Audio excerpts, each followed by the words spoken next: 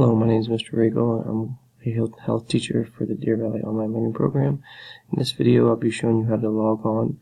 I'll show a couple different ways. First way is through the district website, and from there you go to Parents and Students. We'll scroll down to the Deer Valley Online Learning Program. After you get there, you'll see for students, and then it'll say Student Login. Click on that, and then Canvas is the first option that pops up, and log on to your Deer Valley Online Learning Program. It's right there. So then you'll put your username and password in, and that'll get you logged into Canvas.